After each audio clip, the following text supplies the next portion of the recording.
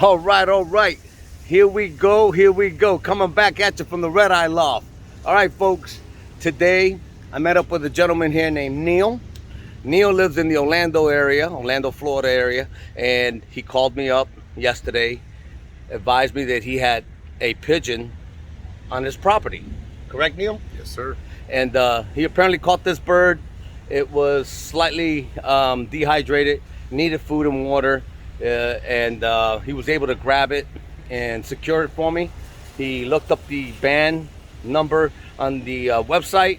Through doing his homework on the website, he ended up finding my number, and I am registered under the AU for Space Coast Racers as the secretary for the band. So for that reason, and only that reason, I'm making this video.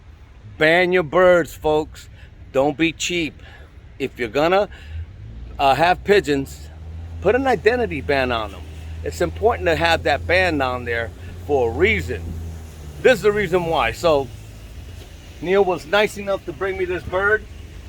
I came all the way out here to Orlando, and here it is, folks. It's a grizzle, split cap tippler grizzle. It has a band on there, 2014. Someone reused an old band, numbered, yep, 1251. But even with an old band, guess what? Still made it home. I will take this bird and return it back to the owner. I think I know whose it is. And there's good guys like this gentleman right here that did the right thing and got the bird back to someone that can take care of the bird. Because he hated to see the bird get hit by a hawk or an owl or a cat or something like that.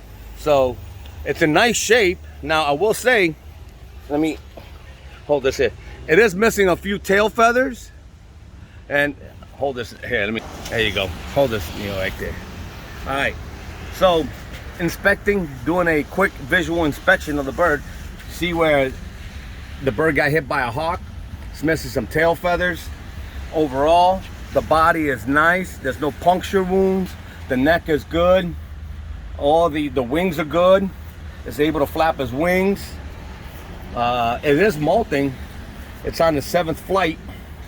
So you can see here, and I think the gentleman that owns this bird, I think I'm gonna give him a little tongue lashing. So if this bird didn't fly away from your loft, you're tossing these birds. If you're tossing these birds, give the bird a break. You gotta know what you're doing when you toss these birds, because to set up the bird for failure is one thing. If you're flying the birds around the loft and the bird tends to drift away from your loft, that's one thing. But when you're purposely taking the bird out for a toss and the bird doesn't make it home, you got to ask yourself why. Does the bird feel 100%? Maybe not. The bird's missing some flights, or it's going through the molt, makes it that much more difficult for that bird to get home. So to the owner of this bird, I'm going to return it to you, but be nice. Don't do that. Don't toss a bird you know it's not going to make it back home. And if you've already tossed this bird, like I think you have, and you lost them once already, this will be the second time. Knock it off. All right, folks. Till next time, please like, share, and subscribe. And thank you to Neil behind the camera. I appreciate you taking him back, man. All right. He's in good hands now. All right, Neil.